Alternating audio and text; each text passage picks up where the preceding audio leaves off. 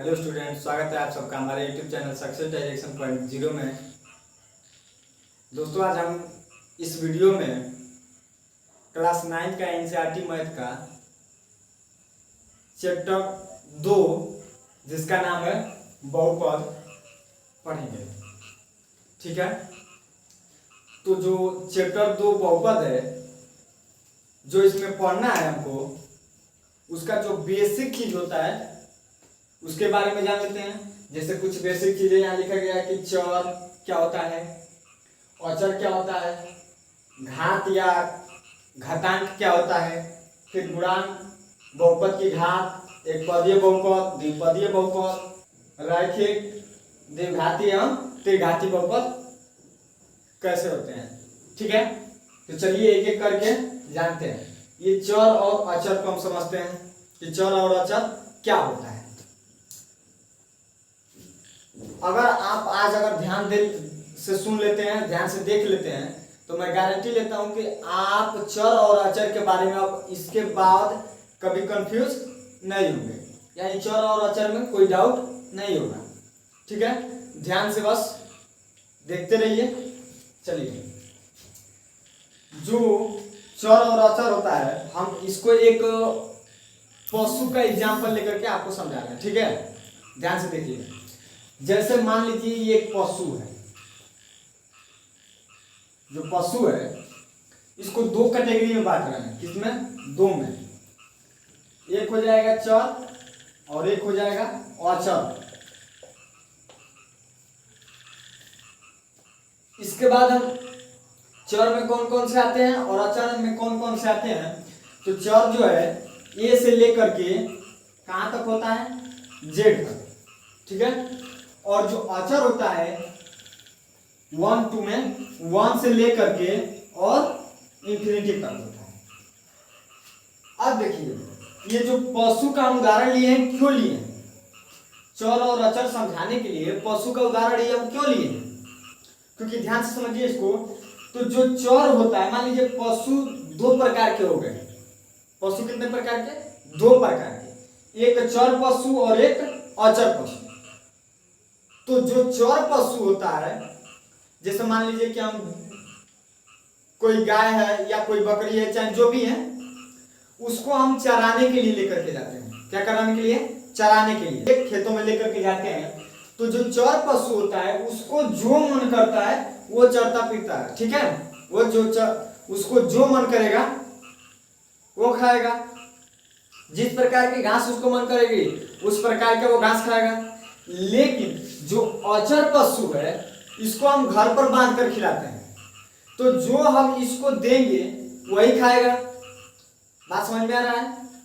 ये इसको चराने के लिए लेकर के जाएंगे तो ये क्या होगा, इसको जो घास पसंद आएगी वो खाएगा और इसको जो हम देंगे वही खाएगा। बातें समझ में आ रहा है? इसका मतलब कि ये कभी दूसरी घास खाएगा तो कभी दूसरी घास खाएगा। मतलब कहने का कि ये अलग अलग घास चर सकता है। ये स्वतंत्र है, ये स्वतंत्र है, ये अलग अलग घास को खा सकता है। लेकिन ये स्वतंत्र नहीं है, ये हम पर डिपेंड करता है कि हम इसको जो देंगे वही खाएंगे। बात समझ में आ रहा है? तो इससे हमको ये पता चला कि इसका जो मान है, यानी एबीसीडी का जो मान निकालते हैं हम, जो एबीसीडी का मान निकालते हैं, इसमें मान इसका बदल रहा है। जैसे ए का मान कभी 0 हो गया तो कभी इसका मान -1/2 हो जाएगा। हो सकता है कभी इसका मान 10 हो जाए। बात समझ में आ रहा है? यानी इसका मान बदल रहा है। जैसे ये घास अलग अलग चर सकता है, इसी तरह से ये स्वतंत्र है, इसको जो मन करेगा वो ले सकता है। सवाल में अगर ये ए दिया है तो उसका हम मान निकालेंगे, तो इसका मतलब कि उस सवाल के लिए जो उसको दिया गया वही लेगा। ठीक है, लेकिन अगर फिर दूसरे सवाल में गए तो हो सकता है कि उसका मान दूसरा आ जाए। किसी सवाल में 0 आ गया तो किसी सवाल में -1/2 आ गया। किसी सवाल में 10 आ गया तो किसी सवाल में √3 भी आ सकता है। बात समझ में आ रहा है? और इसको ये जो किसी सवाल में दे दिया गया है तो ये वैसा ही रहेगा। अगर 1 है तो 1 ही रहेगा, 5 है तो 5 ही रहेगा, अगर 10 है तो 10 ही रहेगा, ये बदलेगा नहीं। बात समझ में आ रहा है? इसका मतलब ये क्या है, परिवर्ती है और ये अपरिवर्ती है। ऐसे भी बोल सकते हैं ये जो चर वाले पशु हैं ये स्वतंत्र हैं, ये कुछ भी खा पी सकते हैं, और ये अचर वाले जो पशु है ये हम पर निर्भर करते हैं कि हम उसको क्या खिला रहे हैं। बात समझ में आ रहा है? तो ये हो जाएगा परिवर्ती, ये हो जाएगा परिवर्ती और ये हो जाएगा अपरिवर्ती।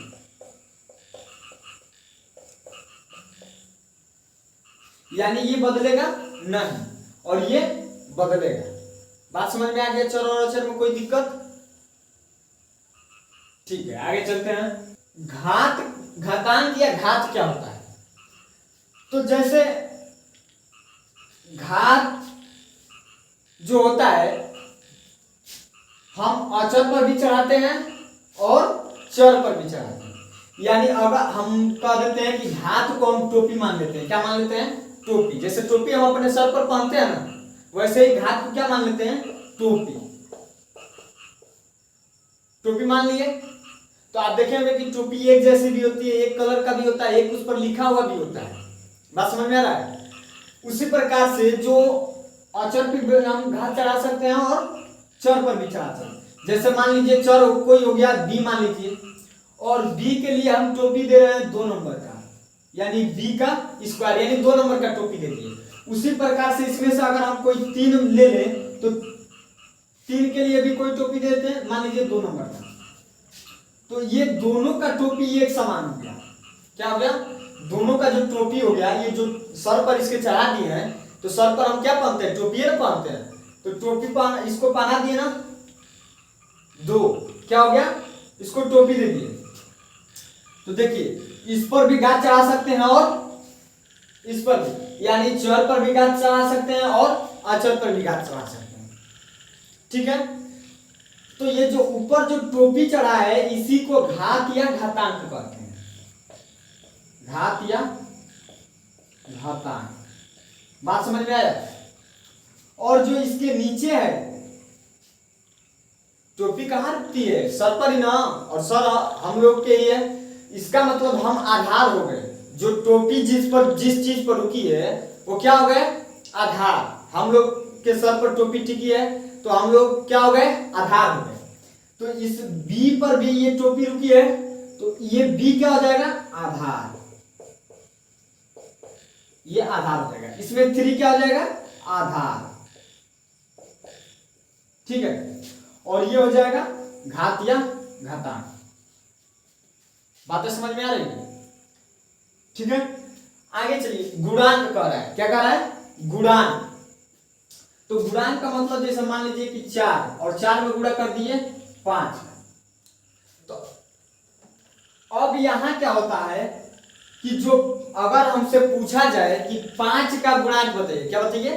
5 का गुणांक, यानी 5 में किस संख्या से गुणा किए हैं। तो 5 का गुणांक क्या हो जाएगा? किस संख्या से गुणा किए हम? 4 से। तो कहा जाएगा कि इसमें 5 का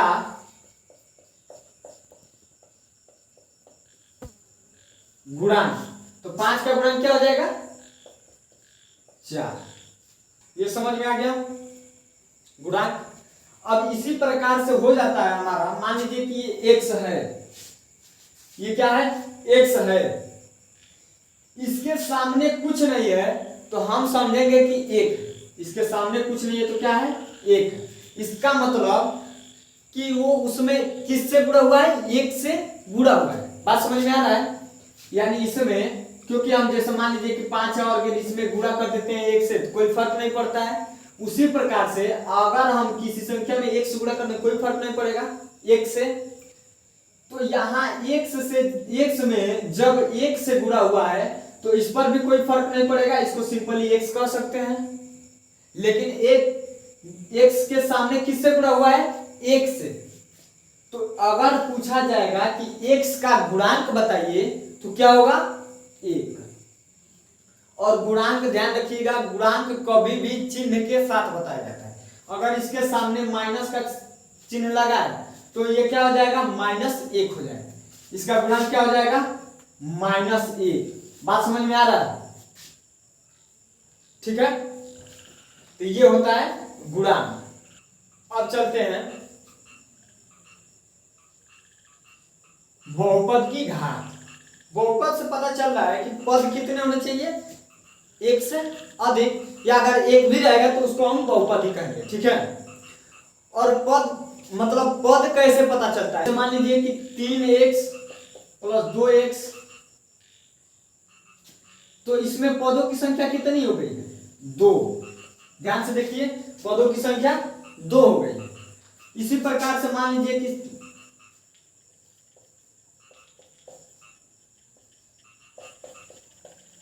तो इसमें पदों की संख्या कितनी हो गई, देखिए ध्यान से, 3 पदों की संख्या हो गई है। पदों की संख्या कितनी हो गई है, 3 पद है ये, तो क्या हो गया, ये एक बहुपद बन गया। देखिए हमको क्या जानना है कि बहुपद की घात। अब हमको जानना है बहुपद की घात। तो कोई भी बहुपद हम मान लेते हैं, कोई भी, जैसे मान लीजिए कि 4x + 3y² + 2। ठीक है, अब इसमें पूछा जा रहा है कि बहुपद की घात बताइए। क्या बताइए, बहुपद की घात। देखिए ये 2 नंबर की टोपी पहना है, और ध्यान रखिए इस बात को कि 1 नंबर वाला जो टोपी पहना रहता है उसकी टोपी को दिखाया नहीं जाता है। ठीक है, क्योंकि वो हर जगह दिखता है, अपने आप दिखता है। 1 नंबर में जो रहेगा वो तो हर जगह दिखाई देगा। जो भी व्यक्ति 1 नंबर रहता है वो तो दिखाई देता है, पहले ही रहता है। इसीलिए ये 1 नंबर वाले को दिखाया नहीं जाता है, लेकिन केवल समझा जाता है कि ये क्या है, 1 नंबर है। इस पर टोपी कितने नंबर की है, 1 नंबर की है। बात समझ में आ रहा है? यानी जिसको टोपी का नंबर नहीं दिया रहेगा, समझ लेंगे कि उसकी टोपी कितनी है, 1 नंबर की टोपी है। बात समझ में आ रहा है? तो इसमें जो पूछा जाएगा कि बहुपद की घात बताइए, इस बहुपद की घात क्या पूछा जाएगा, बहुपद की घात। तो जब बहुपद की घात पूछा जाएगा तो इसमें जिसकी टोपी सबसे बड़ी, मतलब जिसकी टोपी की नंबर सबसे अधिक रहेगी, सबसे अधिक नंबर वाली टोपी को ही लिया जाएगा। ठीक है, जब बहुपद की घात पूछा जाएगा तो सबसे अधिक नंबर वाली टोपी को ही लिया जाएगा। तो इसमें सबसे अधिक नंबर किसकी है, देखिए तो इसकी, तो इसकी घात कितनी हो जाएगी, 2। बात समझ में आ रहा है? और टोपी हमेशा हम किसकी टोपी को हम काउंट करेंगे, केवल और केवल चर की, केवल और केवल चर की टोपी की हम काउंटिंग करेंगे कि वो सबसे बड़ी नंबर वाली टोपी किसके पास है, वही घात हो जाएगा बहुपद की। बात समझ में आ रहा है? तो ये हुआ हमारा बहुपद की घात। अब आप इसमें बताइए कि 5x² + 3x + 2z का पावर। ठीक है, अब इसमें अगर आपसे पूछ दिया जाए कि घात क्या होगा, क्या चीज, घात क्या होगा, तो आप क्या बताएंगे। देखिए यहां 2 दिख रहा है, यहां इसका नहीं, अभी बताए हम कि जिस पर टोपी जिस टोपी का नंबर नहीं दिखाई दे रहा होगा, समझ लेंगे कि 1 नंबर की टोपी है। तो 1 नंबर है और इसका 5 नंबर की टोपी है, तो सबसे बड़ा घात कौन सा हो गया, 5 नंबर वाली टोपी होगी, तो इसका घात क्या हो जाएगा, 5। बात समझ में आ गया? ठीक है, आगे चले। अब देखिए एक पदीय बहुपद पूछा है। एक पदीय का मतलब उसमें पद कितने होने चाहिए, केवल और केवल 1। जैसे मान लीजिए कि 10x हो गया, तो इसमें पद कितने हैं, 1 है। और जैसे मान लीजिए कि 4x + 3 कर दिया गया, तो इसमें कितने पद हैं, 1 और 1, 2 पद है। तो कहा जाएगा कि एक पदीय, तो कोई भी 1 हो जाएगा। मान लीजिए कि यहाँ 5y हो गया, या यहाँ 1/2 z हो गया। ठीक है, समझ में आ रहा है। और एक बात और ध्यान दीजिए कि कोई भी बहुपद कब होता है, कोई भी बहुपद तब होगा जब उसका घात यानी उसकी टोपी आधी टोपी नहीं होनी चाहिए, टोपी आधी नहीं होनी चाहिए, या 3.5 गो टोपी या 4.5 गो टोपी या 4.5 गो टोपी, इस प्रकार से टोपी नहीं होनी चाहिए। टोपियों की संख्या पूर्ण होनी चाहिए। पूर्ण की मतलब एक पूरा टोपी की संख्या होनी चाहिए, यानी उसका जो टोपी का नंबर है वो आधा, 1.5 गो या 3.5 या 4.25 इस प्रकार से नहीं होना चाहिए, पूर्ण संख्या में होना चाहिए उसका नंबर। जैसे 4 हो गया, 8 हो गया, 100 हो गया, 200 हो गया या 50 हो गया, ठीक है।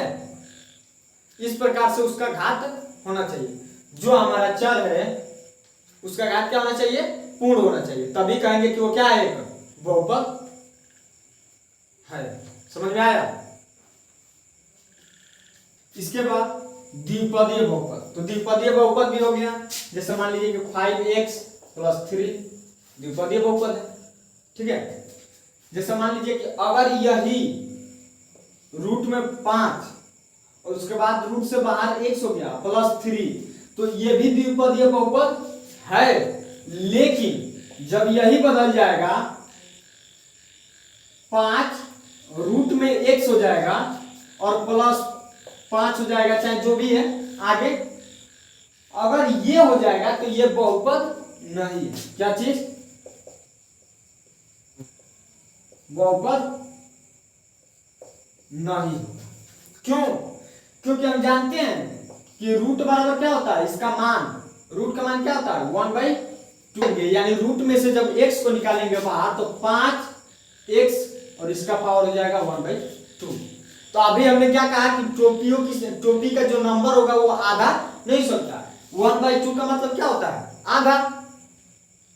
या ये घनमूल कर दिए तो ये क्या हो गया, इसका पावर हो जाएगा 1/3, तो ये भी नहीं होता है। 1.33 आता रहेगा, इसलिए ये भी नहीं होगा, यानी x के पावर 1/3 ये पूर्ण संख्या नहीं है, इसलिए ये बहुपद नहीं होगा। ये द्विपद है, क्या चीज, द्विपद है, लेकिन द्विपद में बहुपद नहीं है। बात समझ में आ रहा है, द्विपद है लेकिन बहुपद नहीं है। लेकिन हमको क्या जानना है कि द्विपदीय बहुपद, द्विपद में भी हो, 2 पद में भी हो और बहुपद भी हो। तो बहुपद हो तो ये है, ये भी है, ठीक है, क्लियर है। आगे चलिए, देखिए रैखिक, द्विघातीय, त्रिघातीय बहुपद। अभी घात हम आपको समझा दिए। तो जिसका घात 1 रहेगा, यानी जिसका जो टोपी का नंबर है वो कितना होना चाहिए, केवल और केवल 1 होना चाहिए। जैसे मान लीजिए कि 5x और +3, तो ये क्या है, रैखिक है। क्या हो गया, रैखिक। जैसे मान लीजिए कि 4 रूट में 4 और हो जाएगा x +3, या यहाँ कहेंगे कि 3 ले रहे हैं, 6 ले लीजिए, तो ये भी क्या है, रैखिक है। बात समझ में आ रहा है। अब द्विघाती, यानी 2 घात होना चाहिए। घात कितने होना चाहिए, 2 घात, यानी ये जो टोपी का जो नंबर होगा वो क्या होना चाहिए, 2। 5y² + 2 हो गया, तो ये भी क्या है, द्विघाती, ठीक है। इसका घात कितना है, 2। उसके बाद से त्रिघाती, यानी 3 घात होना चाहिए, कोई दिक्कत नहीं है।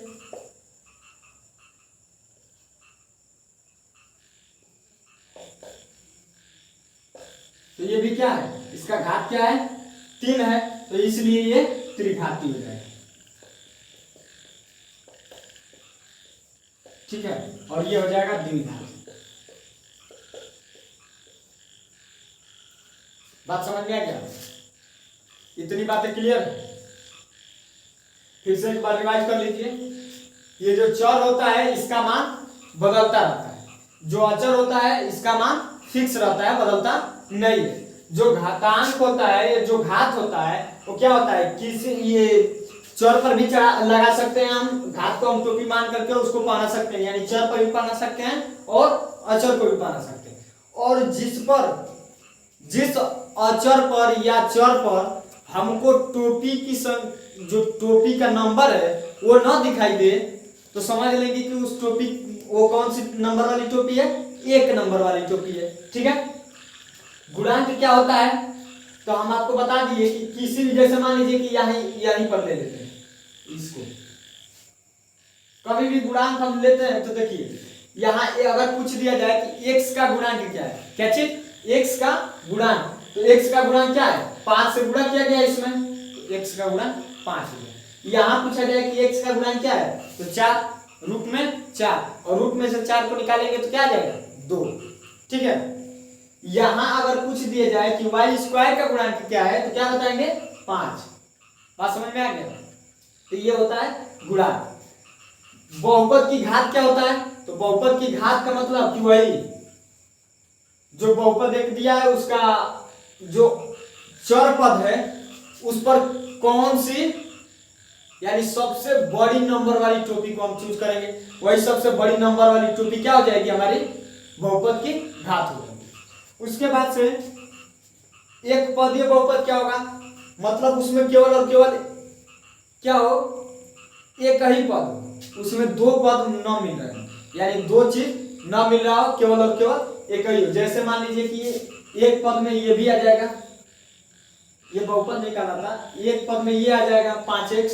ठीक है, उसके बाद द्विपद, तो द्विपद ये सब द्विपद ही तो है। ठीक है, ये नहीं है, नहीं ये भी है। उसके बाद से रैखिक, तो रैखिक में जिसका टोपी की संख्या, जो टोपी का नंबर है वो केवल और केवल क्या होना चाहिए, 1 होना चाहिए। यानी किसी भी चर का जब घात 1 हो तो वैसे बहुपद को क्या कहेंगे, रैखिक। और वैसे बहुपद जिनके चर पद का घात क्या हो, 2 हो तो द्विघाती, और जिनमें उसका घात 3 हो तो उसको त्रिघाती। ठीक है, तो अब चलिए स्टार्ट करते हैं हम प्रश्नावली। प्रश्नावली 2.1, इसमें पहला सवाल है, ये है हमारा पहला सवाल कि निम्नलिखित में से कौन सा व्यंजक एक चर में बहुपद है। ध्यान दीजिएगा, एक चर में, किसमें, एक चर में बहुपद है और कौन कौन से बहुपद नहीं है। तर्क सहित उत्तर है। तर्क सहित का मतलब कि तर्क की इसका कारण क्या है कि ये बहुपद नहीं है।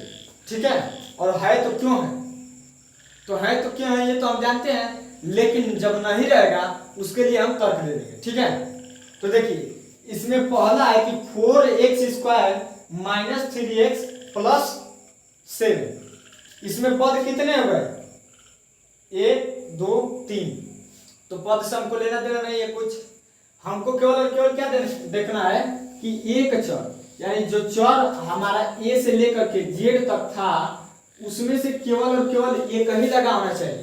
तो उसमें से क्या है, एक ये चर लगा है, क्या है, x, क्या है, x। यहां भी चर लगा है, तो कौन सा चर है, x, एक ही जैसा चर लगा है, इसलिए ये एक चर है। और जब एक चर देखना है कि बहुपद है कि नहीं है, तो देखिए हमने बोला था कि बहुपद कब होगा, जब उसका जो टोपी पहना रहेगा उस टोपी की संख्या जब पूर्ण संख्या में होगी तो क्या कहलाएगी, बहुपद होगा।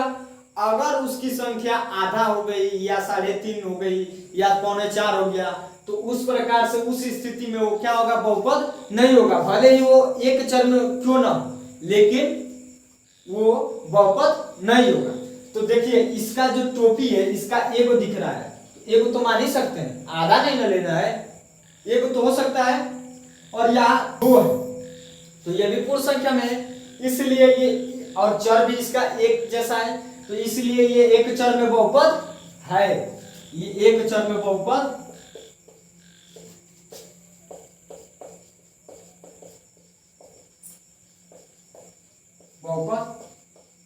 है, क्योंकि जो x का जो चर है, जो x चर है, इसका जो घातांक है यानी इसकी जो टोपी की संख्या है वो क्या है, 2, यानी पूर्ण संख्या में यहाँ 1 है तो यानी पूर्ण संख्या में, इसलिए क्या हो जाएगा, एक चौर में बहुपद हो जाएगा। समझ में आती है बात इसकी। वाई स्क्वायर प्लस 2, हमको केवल और केवल चर लेना है कि एक चर है कि नहीं। तो चर देखिए एक है, केवल और केवल वाई लगा है, और इसका घात भी देखिए क्या है, पूर्ण संख्या है, इसलिए ये एक चर में बहुपद है। ठीक है, ये भी बहुपद है। इसकी बात आती है कि 3 रूट में टी प्लस टी रूट में 2। देखिए एक चर में तो ये बहुपद, जो बहुपद दिया है, बाद में हम चेक करेंगे कि ये बहुपद है कि नहीं, लेकिन ये एक चर में है कि नहीं इसको हम चेक करते हैं। तो ये एक चर में है क्योंकि यहां भी टी है और यहां भी टी है। ठीक है, एक चर वाला तो ये तो बात पूरा हो गया कि एक चर में है, लेकिन क्या अब ये बहुपद है, अब ये चेक करें। तो देखिए ये जो टी है, इस टी का तो टोपी एक दिख रहा है हमको, ठीक है, लेकिन इस टी का टोपी अगर हम देखें तो रूट में है टी। इसका मतलब कि इस पर जो रूट में टी है, इसको जब रूट से बाहर निकालेंगे तो इसका पावर 1/2 हो जाएगा, यानी आधा जो टोपी का नंबर है वो क्या हो गया, आधा 1/2 हो गया।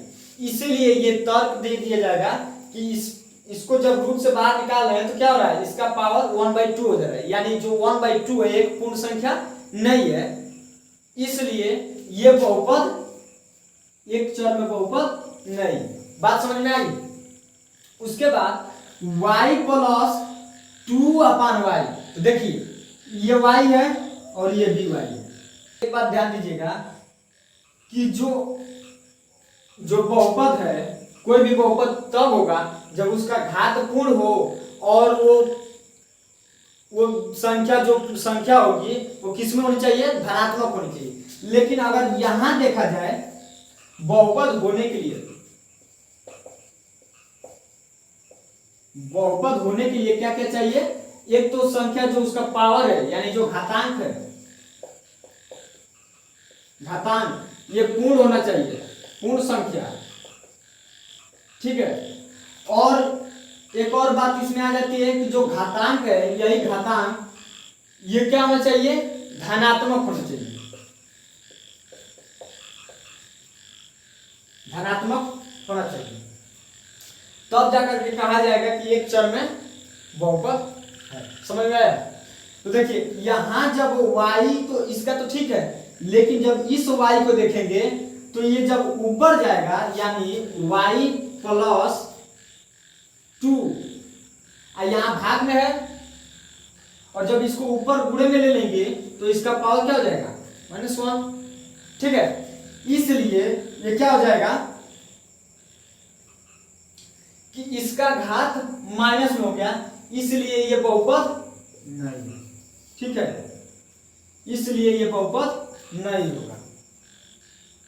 उसके बाद इसमें देखेंगे तो ये x है, y है, t है, तो इसमें जो चर मिल रहा है ना, हमको क्या मिला है, एक x मिला है, एक y मिला है, एक t मिला है, यानी ये अलग अलग चर मिला है। तो ये तो ऐसे ही हो गया कि ये बहुपद एक चर में नहीं है। जब एक चर में नहीं है तो बहुपद नहीं, बात खत्म, एक चर में बहुपद नहीं है।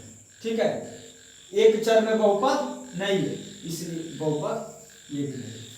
ध्यान दीजिएगा ये एक चर में बहुपद नहीं है, लेकिन अगर यहाँ चर देखें, चर बढ़ा दें कि तो इसको पता चल रहा है कि इसमें चरों की संख्या कितनी है, 3, इसलिए ये कितने 3 चरों में बहुपद हो जाएगा। बात समझ में आ रहा है। लेकिन ये एक चर में बहुपद नहीं होगा, भले इसके घात जो पूर्ण हैं, लेकिन बहुपद एक चर में नहीं है। ठीक है, क्लियर है। प्लस देखिए यहाँ हमारा दूसरा सवाल कर रहा है कि निम्नलिखित में से प्रत्येक में एक्स स्क्वायर का गुणक, हमको केवल और केवल किसका गुणक बताना है, एक्स स्क्वायर का।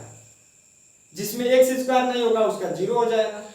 ठीक है, तो देखिए ये जो पहला सवाल है, पहला सवाल 2 + x² + x, इसमें हमको केवल किसका बताना है, एक्स स्क्वायर का। ठीक है, तो हमने गुणांक बताते समय बताया था कि जब किसी चर के सामने अगर कोई संख्या न दिख रही हो, यानी कोई अचर न दिख रहा हो, इसका मतलब उसका गुणांक क्या होगा? एक। जैसे अगर y यहाँ पर लिखा गया है, यहाँ पर लिखा गया है y, तो इसके सामने अगर कोई संख्या नहीं है, कोई अचर पद नहीं है, तो क्या समझेंगे कि अचर पद एक है, यानी एक जो है मौजूद है। तो इसका अगर गुणांक पूछें, क्या चीज गुणांक, तो क्या हो जाएगा? एक। ठीक है। उसी प्रकार से इसमें कोई अचर पद नहीं दिख रहा है एक्स स्क्वायर के सामने, इसलिए इसमें एक्स स्क्वायर का गुणांक क्या हो जाएगा? 1। और चिन्ह के साथ लिखना है, तो चिन्ह इसका क्या है? प्लस है, तो +1। एक्स स्क्वायर का गुणांक क्या हो जाएगा? एक्स स्क्वायर का गुणांक बराबर +1 लिखे या केवल 1 लिखे, कोई दिक्कत नहीं। ठीक है। उसके बाद ये आता है हमारा बी नंबर सवाल।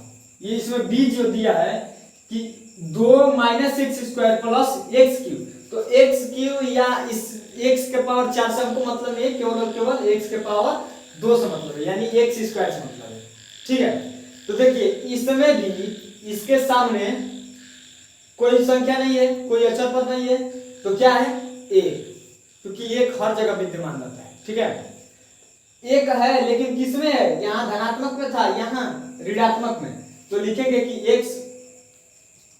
x² का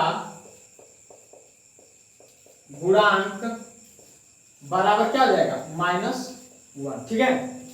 इसमें x² का गुणांक हम निकाले, क्या होगा कि ये जो x² है और ये हमारा जो है अचर पद, अचर पद से, यानी π/2 से गुणा किया गया है x² में, तो x² का गुणांक क्या हो जाएगा? यहां से x² का गुणांक बराबर क्या हो जाएगा? π/2। ठीक है।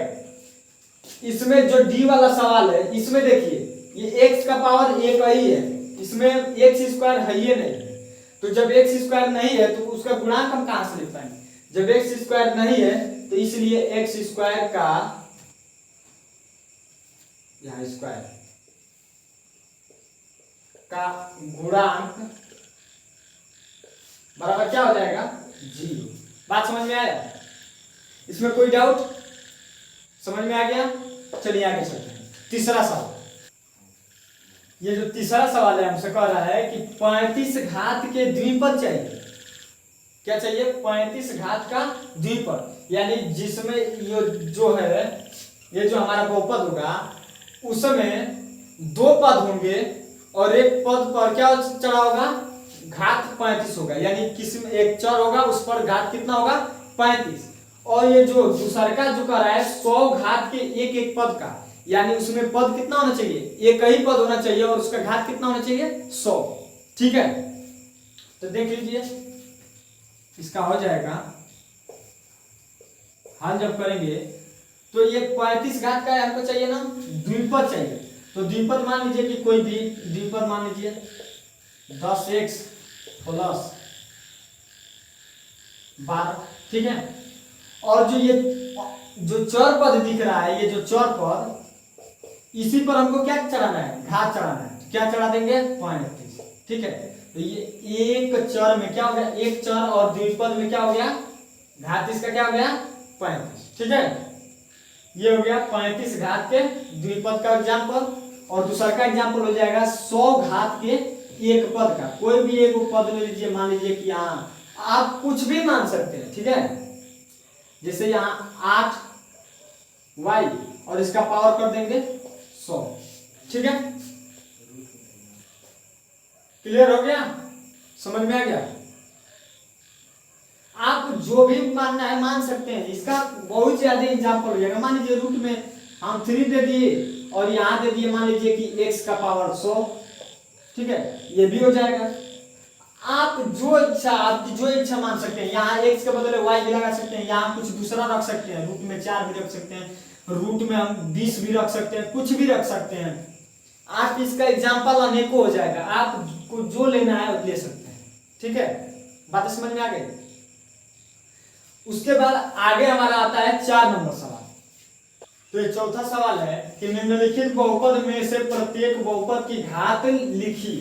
ठीक है, तो इसमें जो पहला सवाल दिया है हमको, हमने बताया था कि घात किसका होना चाहिए, चर पद का घात होना चाहिए और सबसे बड़ा वाला होना चाहिए। तो इसमें देखेंगे तो इसमें जो चर है x, इसका घात 3 है और इसका घात 2 है। तो हमको सबसे, और यहाँ 1 है तो हमको सबसे बड़ा वाला लेना है। तो बड़ा वाला क्या हो जाएगा, ये x का पावर कितना है 3, यानी x का घात कितना है 3, तो इस बहुपद का घात हो जाएगा 3।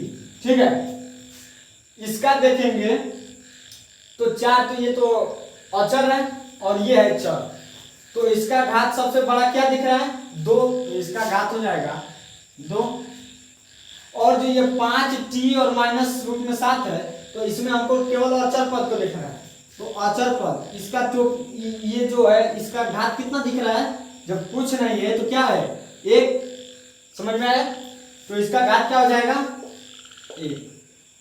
और देखिए इसमें कोई चर पद है ही नहीं है, तो जब इसमें चर पद नहीं है तो इसमें घात कहां से आएगा, नहीं आएगा। ठीक है, तो इसका घात हो जाएगा जी। बात समझ में आ गया। ठीक है, तो ये था हमारा चौथा सवाल, क्लियर है। तो यहाँ हमारा 5वां सवाल है और इस प्रश्नावली का लास्ट सवाल कि बताइए कि निम्नलिखित बहुपद में कौन कौन बहुपद रैखिक है, कौन कौन बहुपद द्विघाती है और कौन कौन से बहुपद त्रिघाती है। ठीक है, तो जिस हम पहले भी बता चुके हैं कि जिसका घात, जिस चर का घात 1 होगा वो क्या होगा, रैखिक होगा, और जिस चर का घात 2 होगा वो द्विघाती होगा, और जिस चर का घात 3 होगा वो त्रिघाती होगा। बात समझ में आया। तो देखिए ये जो पहला ए नंबर है ये x² + x है, इसका घात क्या हो गया, घात क्या दिख रहा है 2, तो क्या हो जाएगा द्विघाती बहुपद। कौन सा बहुपद हो जाएगा, द्विघाती। ए नंबर क्या हो जाएगा द्विघाती। अब बी नंबर देखते हैं। बी में देखिए x - x³ यानी इस चर पद का घात कितना है 3 है, इसलिए ये क्या हो जाएगा त्रिघाती। त्रिघाती। उसके बाद y + y² + 4, इसमें y का अधिकतम, इस बहुपद का अधिकतम घात कितना है 2, इसलिए ये क्या हो जाएगा द्विघाती बहुपद। क्या हो जाएगा द्विघाती, बी के बाद सी, द्विघाती। आगे चलिए 1 + x, इस x का देखिए ये जो चर पद है x, इसका घात कितना है 1, इसलिए ये क्या हो जाएगा रैखिक।